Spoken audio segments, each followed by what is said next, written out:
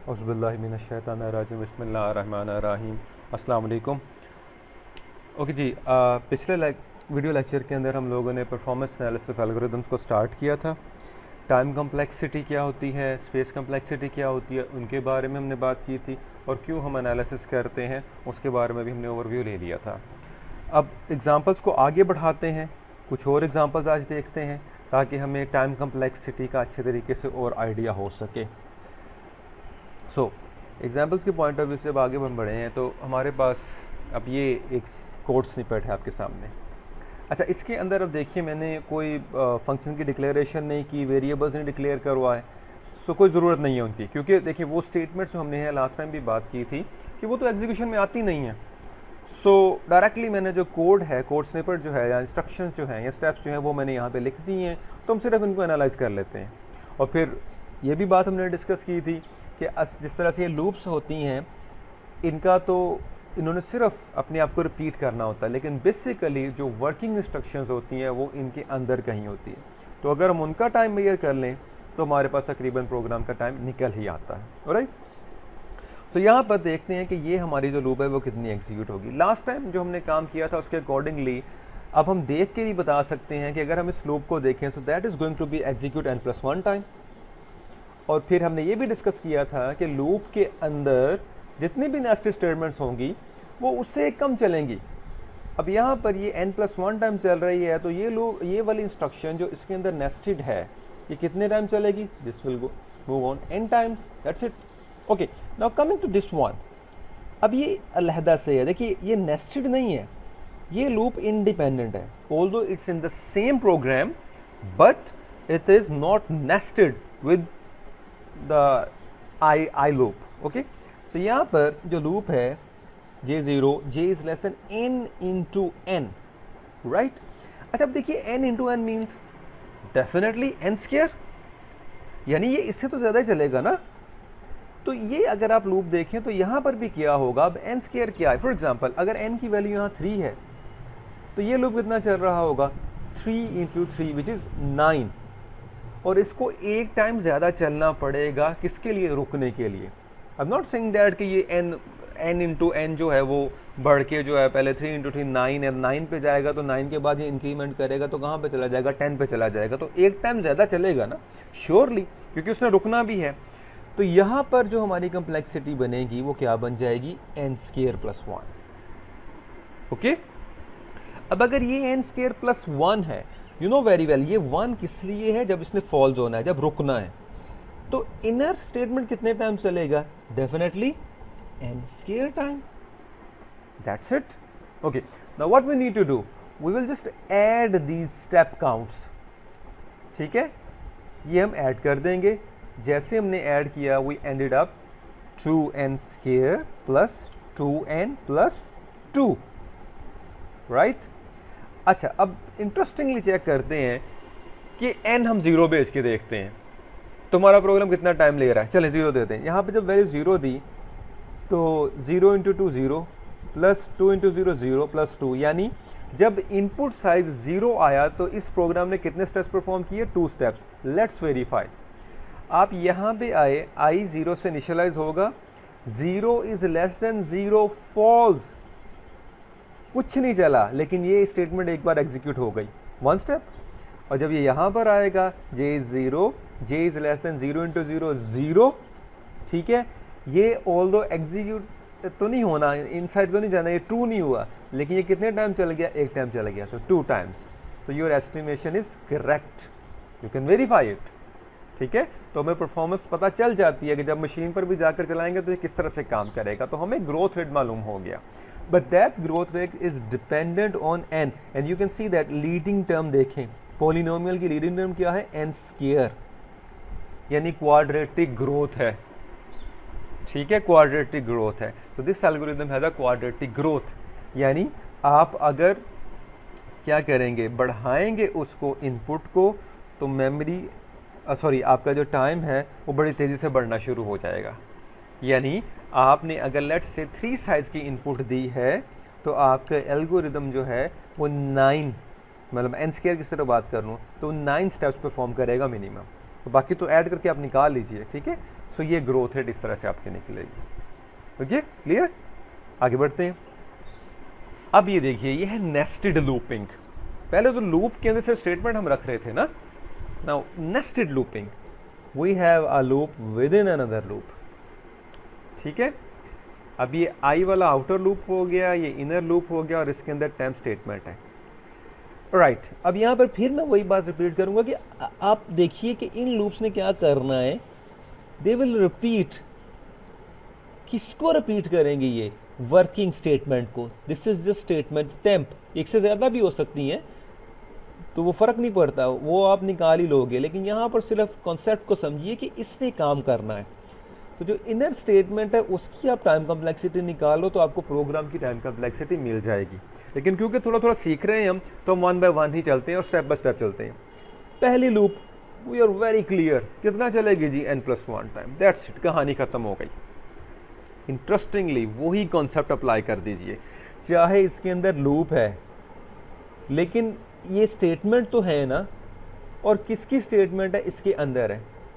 अगर हम वैसे बिल्कुल बेसिक से चलें तो क्या होगा? हम ये कहेंगे for 1 iteration of this loop there will be n iteration of the inner loop. क्यों? ये n टाइम है, क्यों जी? ऐसा ही है ना, n iteration of inner loop. ठीक है, तो इसका मतलब ये हुआ, अगर ये n टाइम चला है तो ये इसके ऊपर कितनी बार आया होगा? n times. तो इसके इनर स्टेटमेंट भी कितनी बार चली? n time. तो अगर ये n+1 टाइम चल रही है, इसने एक कम चलना है, तो ये n टाइम चला। अभी ये बात जहन में रखिएगा कि हमने इसका स्टेप काउंट अभी नहीं निकाला, हमने सिर्फ ये देखा है कि इस पर कितनी बार आएगा। इसको नहीं चला के अभी देखा, इसको चलाते हैं अभी। ठीक है, तो ये n हो गया। अच्छा, अब देखिए कि अगर ये इस पर n टाइम आया है, तो ये जब जब ट्रू होगा तो इस पर भी रफली ये n टाइम आएगा या नहीं आएगा? इस पर भी तो आएगा ना, तो ये भी n टाइम। मतलब क्या है? नेट कुछ चीज़ों को थोड़ा सा आसान करने की कोशिश करता हूँ। जो भी आपकी लूप है, उस लूप के अंदर आने वाली जितने भी स्टेटमेंट्स हैं, चाहे वो नेस्टेड हैं या नहीं है, वो कितने टाइम चल रही होंगी? अगर ये n+1 टाइम चल रहा है तो वो सारी कितने टाइम चल रही होंगी? n time, that's it. ठीक है, निकालना चाहते हैं आप ये ज़रूर निकालें, कोई मसला नहीं है, निकलेगा यही रिजल्ट। ओके, अच्छा, अब ये हमने काम जो किया है वो इसके लिहाज से किया है। अब आप आ जाएं इसके ऊपर। जब आप इस तरह से काम करेंगे ना, तो आपके लिए एनालाइज करना आसान हो जाएगा।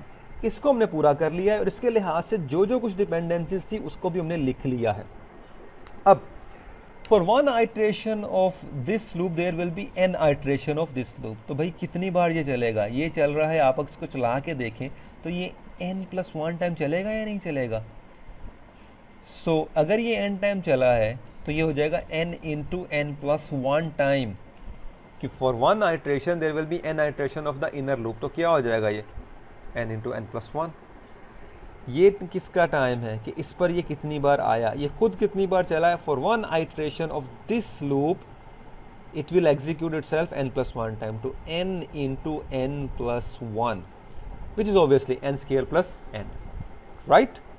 ओके, अब आप देखिए कि इस पर n टाइम हम यहाँ से आ रहे थे, तो अगर ये वाला लूप आपका n+1 टाइम चला है तो ये कितने टाइम चलेगा? ज़ाहरी बात है, ये भी n time, so n into n which is n square. ठीक है, अब यहाँ पे देखिए जो बात समझने वाली, मैंने क्या कहा था कि आप इसका टाइम निकाल लें तो ऊपर वालों को इग्नोर भी कर देंगे तो आपको टाइम कम्प्लेक्सिटी मिल जाएगी। ये देखिए n स्क्वायर हमें मिल गया, which is the leading term जो यहाँ से मिल रहा है, क्योंकि इन्होंने सारा काम किसके लिए करना है? इसके लिए करना है, तो हमें n स्क्वायर मिल रहा है। ऑलराइट, चलें अब इनको क्या करते हैं जी, इनको ऐड कर दीजिए। जब आप ऐड करेंगे तो क्या बनेगा? 2n square plus 2n plus 1, ये 2n square plus 2n plus 1। Again the growth rate is quadratic, degree of polynomial is 2।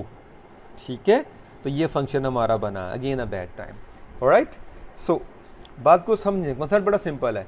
Loop के अंदर आने वाली हर स्टेटमेंट ने n टाइम चलना है, फिर आप उसका टाइम निकाल लें, अगर वो डिपेंडेंट है तो उनको मल्टीप्लाई कर दीजिए और बाद में सबको ऐड कर लें, तो आपके पास ये वाला रिजल्ट आ गया जो कि आपके फंक्शन की ग्रोथ रेट है। ऑब्वियसली स्क्वायर में जा रहा है, इट्स अ बैड टाइम, लेकिन बहरहाल हमारा फंक्शन है, कोई काम तो कर रहा होगा ना, राइट? ओके, अब आगे बढ़ते हैं। अब आ जाए इसके ऊपर।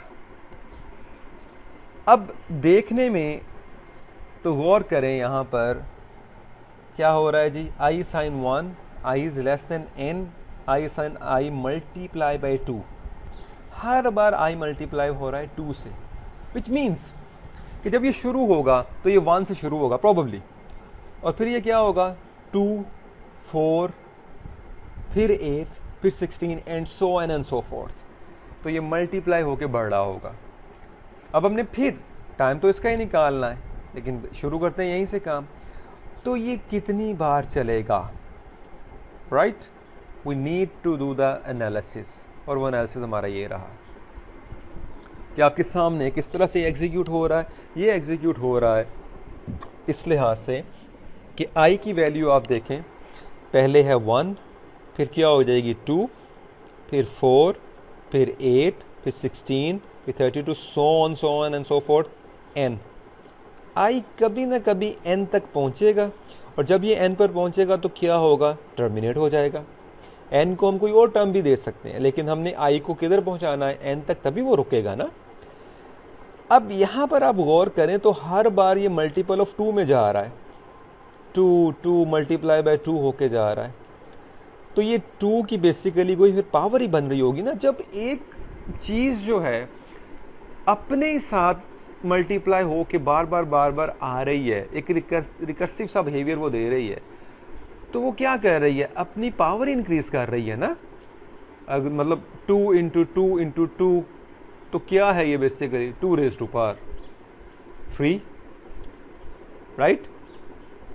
तो यहाँ पर क्या है जी, यहाँ पर आप देखें तो शुरू में ये 1 था, तो that is 2 raise to power 0 which is 1, 2 हुआ तो 2 raise to power 1, 4 2 raise to power 2, 2 raise to power 3, so on and so forth, sum 2 raise to power k।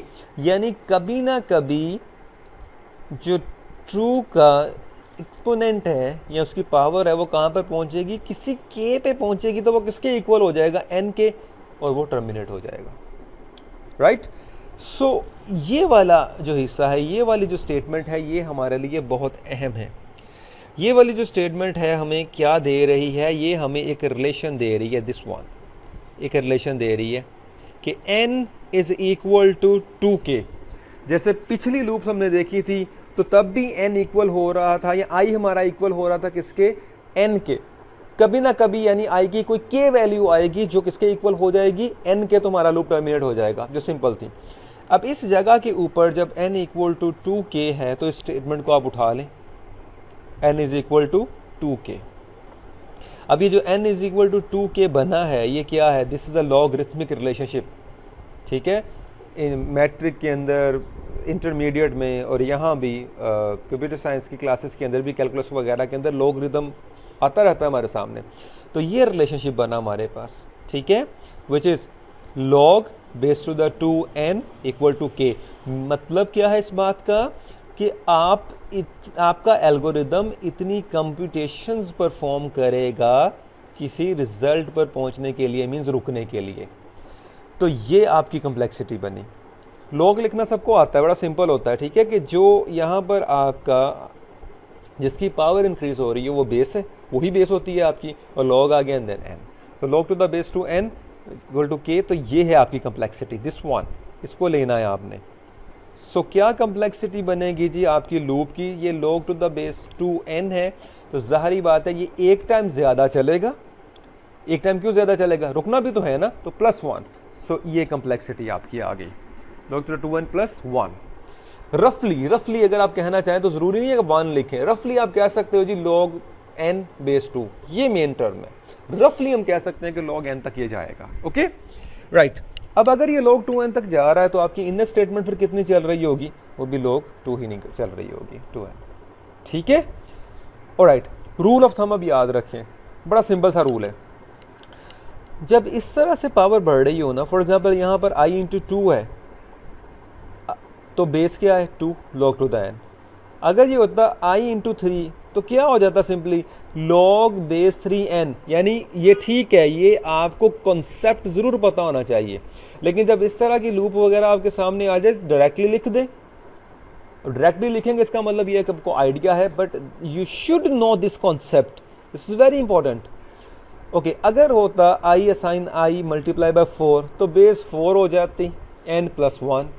अगर यहाँ होता 5 तो बेस 5 हो जाती। तो जब इस तरह का आपके सामने आ जाए तो ये क्या है, किस तरह की ग्रोथ है ये, this is a logarithmic approach और growth, and that's very good.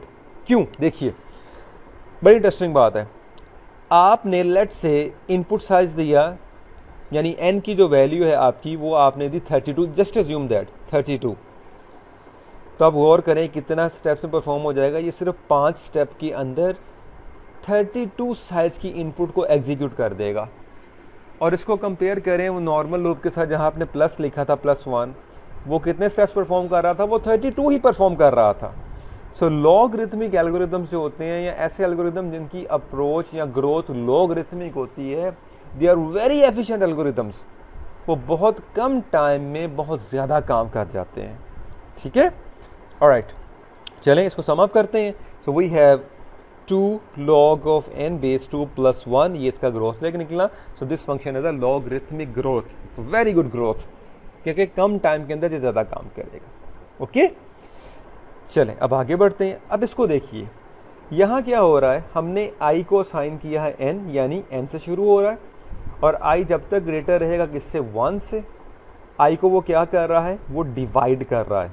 यानी प्रॉब्लम आपकी क्या हो रही है, वो छोटे स्टेप्स में जा रही है कि पहले n होगा, फिर क्या हो जाएगा n/3, फिर क्या हो जाएगा n/9, फिर क्या हो जाएगा n/27 and so on and so forth. So again we need to analyse. तो ये रहा टेबल। अब i की वैल्यू कहाँ से शुरू हो रही है, n से, ठीक है, फिर क्या हो जाएगा n/3, n/9, n/27 and so on and so fourth.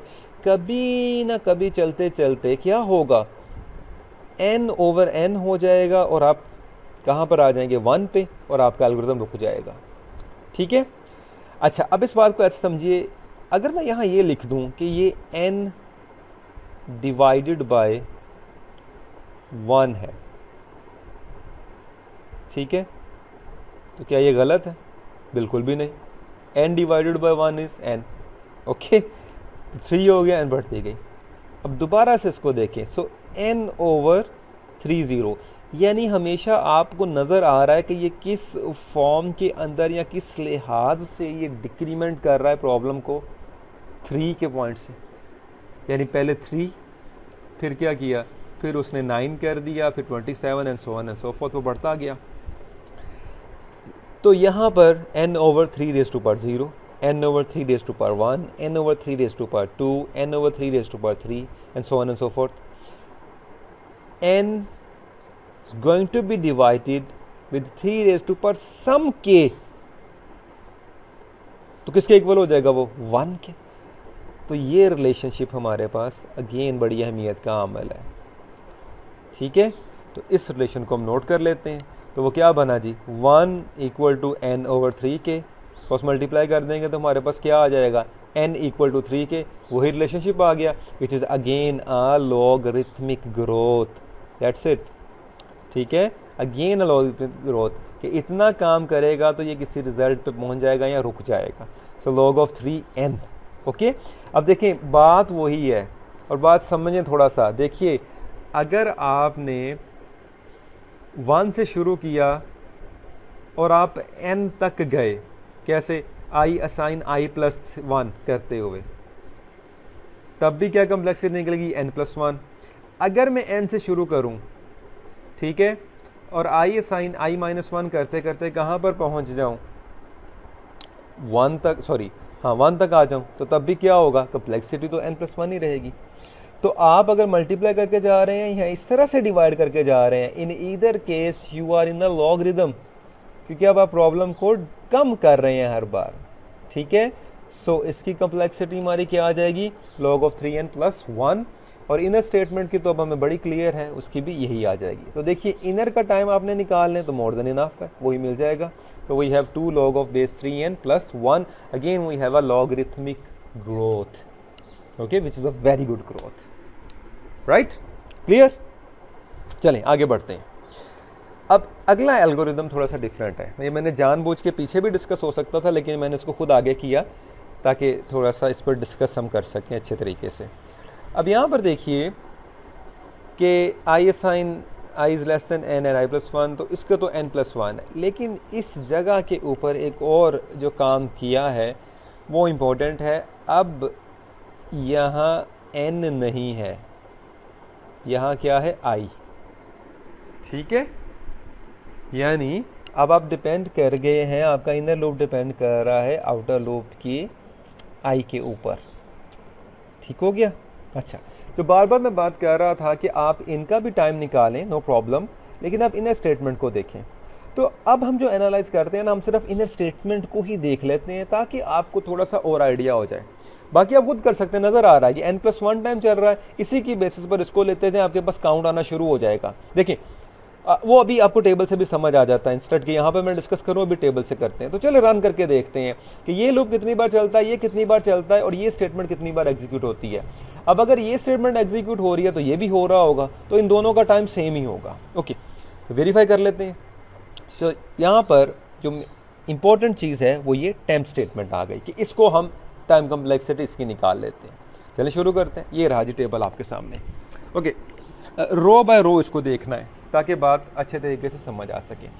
ये देखिए, आई जब ज़ीरो है तो जे कहाँ से शुरू हो रहा है, ज़ीरो लेस देन, तो जे शुरू हो रहा है कहाँ से, ज़ीरो से, और जे जा रहा है कहाँ तक, आई तक, और आई क्या है शुरू में, ज़ीरो। तो ये कितनी बार चला लूप, ये सिर्फ एक बार चेक हुआ। ओके, यहाँ पर देखें, मैंने इसको नहीं नोट किया, हमने इस पर आके काम किया है, इस टेम्प वाली स्टेटमेंट पर। Number of times the temp in executed, 0 times. चला ही नहीं ना, तो 0 टाइम्स हो गया ना, ठीक है। ओके, अब लेट्स से आई की वैल्यू हो गई 1। अब जब आई की वैल्यू 1 हुई, अंदर आया तो यहाँ पे 1 है, यहाँ पे आई पर 1 आ गया, तो ये कितनी बार चला, 0 पे चला, यस, ये स्टेटमेंट चली। जब ये वापस आया, वैल्यू क्या हो गई, 1 पे नहीं चला, ये स्टेटमेंट नहीं चली, तो ये स्टेटमेंट कितनी बार चली जी, एक दफ़ा, बिल्कुल ठीक है।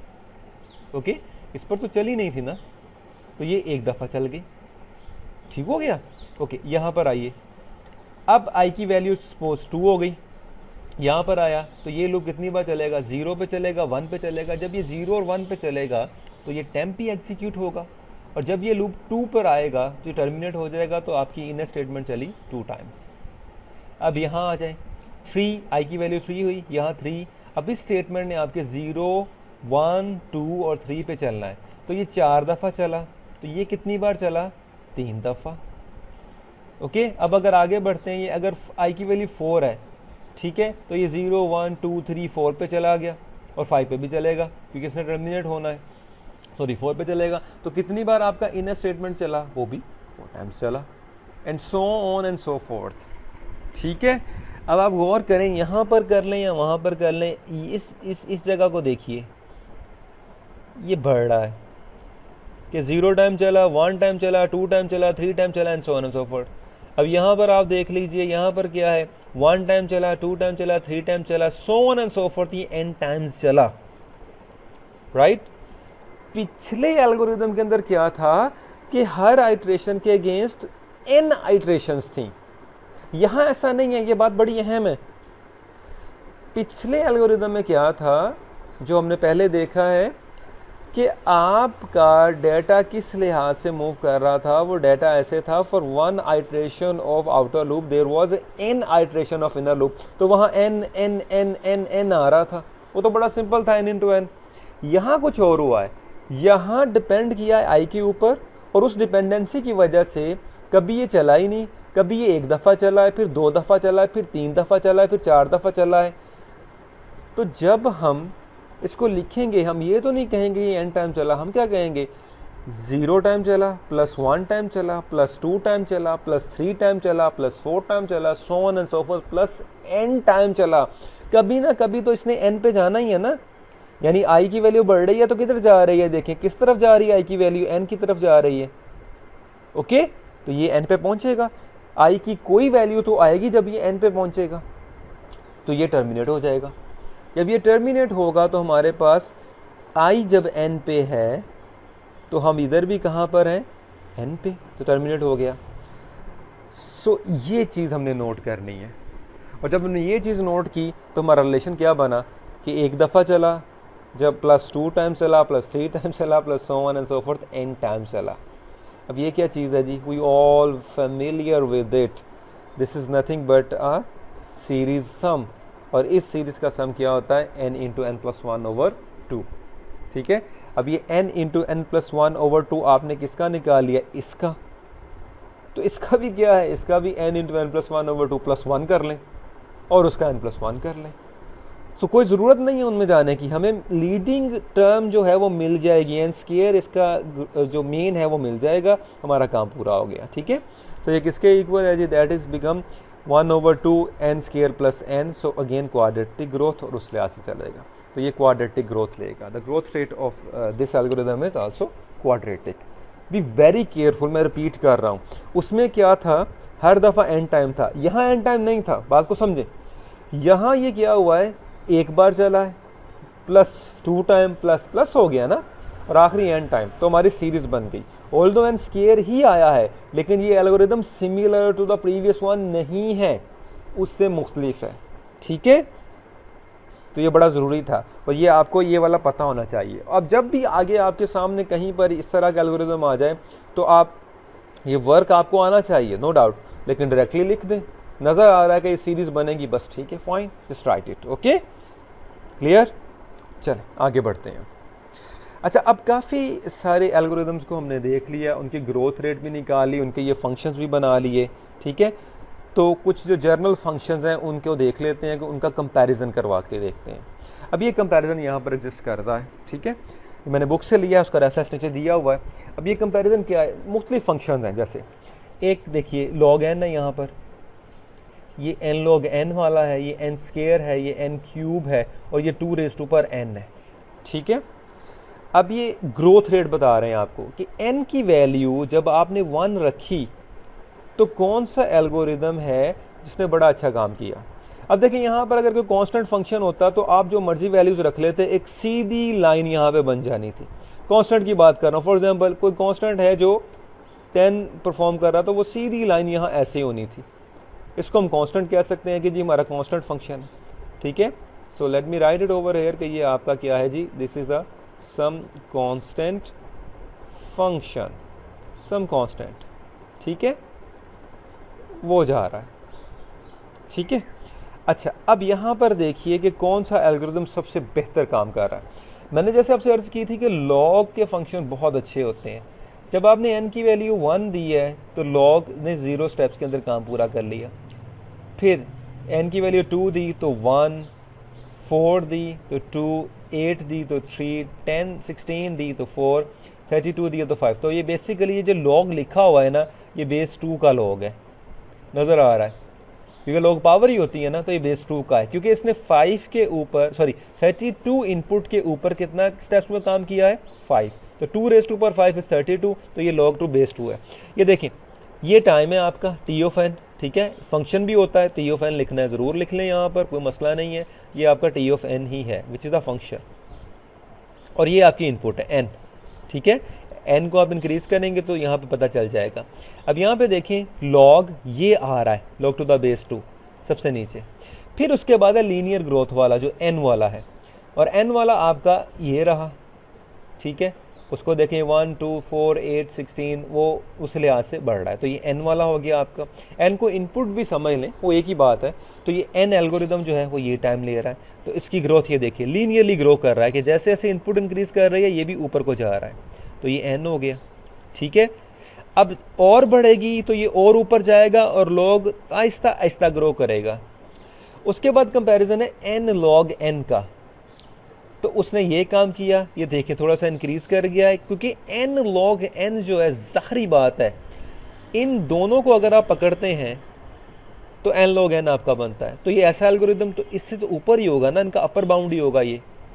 Then we have n square which is obviously तो n स्क्वायर आपका जो है वो देखें किधर जा रहा है, ये रहा n स्क्वायर।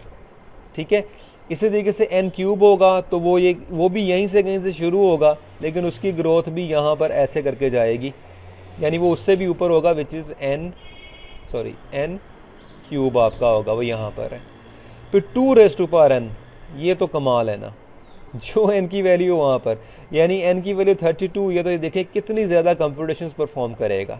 ठीक है, इसी तरीके से अगर हम ले लें यहाँ पर कि एक फंक्शन है हमारा जो n फैक्टोरियल है, तो उसकी भी आपको पता है वो कहाँ से कहाँ तक वैल्यूज़ लेके जाएगा। हो सकता है हमारे पास एक फंक्शन हो n स्क्वायर रूट, तो उसका भी आप टाइम यहाँ पे निकाल सकते हो, तो वी कैन कंपेयर इट। तो ये कुछ टाइम कम्प्लेक्सिटीज़ आपके सामने थी ताकि आपको आइडिया हो जाए कि ग्राफ पर जब हम प्लॉट करेंगे तो हमें नज़र आ जाएगा कि हमारा फंक्शन कितना कच्चा है। तो सबसे बेस्ट आपका लॉग है। अब ये कांस्टेंट क्योंकि मैंने सिर्फ 10 के लिहाज पर रख दिया, हो सकता है कांस्टेंट 1 पे हो तो वो सीधी लाइन यहाँ जनरेट करनी शुरू कर देगा। ओके, सो ये क्लासिफिकेशन बड़ी ज़बरदस्त है और इसका आपको देख के पता चल जाएगा कि कौन किससे ऊपर है और कौन किससे नीचे है। ठीक हो गया थी, तो ये कंपैरिजन हो गया। Clear about this things? Okay, अब आगे बढ़ते हैं। अब आते हैं परफॉर्मेंस मेजरमेंट की तरफ। अब परफॉर्मेंस मेजरमेंट जो हमने करनी होती है वो नॉर्मली हम मशीन के ऊपर करते हैं, लेकिन थ्योरेटिकली अगर निकालनी हो तो हम बड़ी आसानी के साथ बाय यूजिंग दिस फार्मूला निकाल सकते हैं। ठीक है, so the execution time of N algorithm running time on a particular machine based on input can be calculated by the following formula। अब इसमें हार्डवेयर वगैरह और बाकी चीज़ें वो अपनी जगह पर है, सिर्फ टाइम निकालना है, कितना टाइम लेगा। वेरी सिंपल, क्या करें, total step count of N algorithm, step count हमने निकाल लिया है, उसको किससे डिवाइड करें, speed of the machine. Simple, और स्पीड ऑफ द मशीन क्या होती है, स्टेप्स पर सेकेंड या इंस्ट्रक्शंस पर सेकेंड, कितनी उसने एग्जीक्यूट की हैं। Okay, now take an example.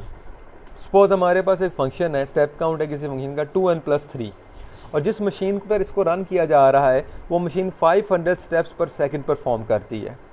तो इसको हम वेरियस इनपुट रख के चेक कर लेते हैं। तो ये इनपुट n दी, इनपुट 50 दी, तो क्या करना था जी, 2n+3 डिवाइडेड बाई 500। पीछे क्या लिखा हुआ था जी कि आपने क्या करना है, टोटल नंबर ऑफ स्टेप्स को डिवाइड करने हैं किसके साथ, स्पीड ऑफ द मशीन के साथ। सिंपल, तो 2n+3 डिवाइडेड बाई 500, क्योंकि मशीन की स्पीड क्या है 500, तो 2 इंटू 50, क्योंकि 50 आपने लिया है, 2 इंटू 50 प्लस 3 डिवाइडेड बाई 500, तो 103 और 5, तो इसने 0.206 सेकेंड्स के अंदर ये अपना काम पूरा कर देगा। यानी इतना टाइम लेगा मशीन के ऊपर। Other parameters are there, machine hardware की स्पीड वगैरह वो अपनी जगह पर है। ज़ाहिर सी बात है इस एल्गोरिदम को अगर आप रन करेंगे किसी ऐसे मशीन पर जो 1000 स्टेप्स पर सेकंड परफॉर्म करता है, तो उसकी स्पीड क्या होगी, उसकी स्पीड इससे दुगनी हो जाएगी। ये फिर हम 1000 से डिवाइड कर देंगे। Now we are taking 1000 inputs, तो यहाँ पर अब देखें कितना टाइम लिया उसने, 4.006 सेकेंड। यहाँ हमने दी है 50,000, तो उसने लिया है जी 2000.00 सेकेंड। इसको मिनट्स वगैरह के अंदर हम कन्वर्ट कर सकते हैं, लेकिन मैंने for the sake of simplicity यहाँ पर सिर्फ सेकेंड्स ही लिख दी हैं। Now you can very easily identify that कि यहाँ पर लीडिंग टाइम थी n, और पीछे भी हमने बात की थी कि लीनियर ग्रोथ होगी।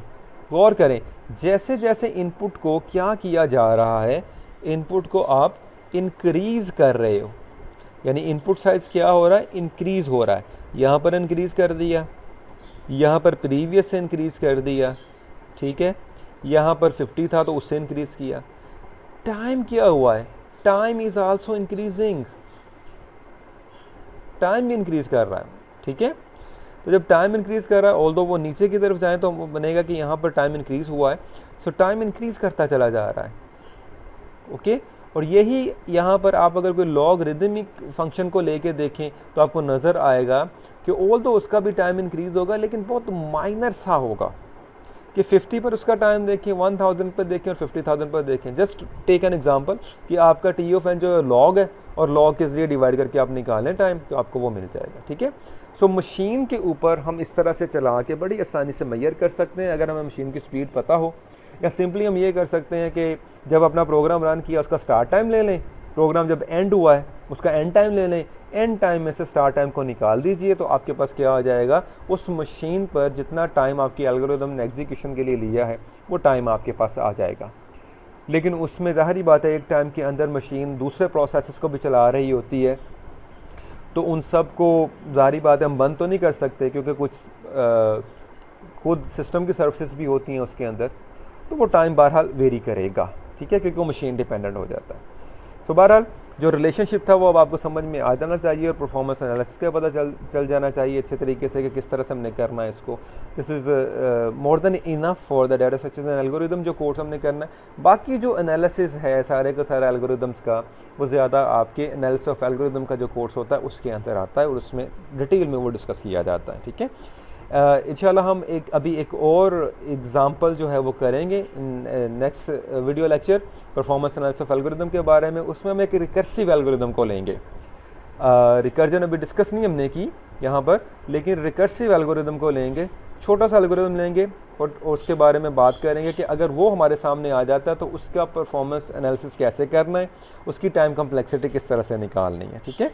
तो वो इंशाल्लाह हम नेक्स्ट वीडियो लेक्चर के अंदर डिस्कस करेंगे, ठीक है। तब तक अपना बहुत ख्याल रखिएगा। अस्सलामु अलैकुम वरहमतुल्लाहि वबरकातुहू।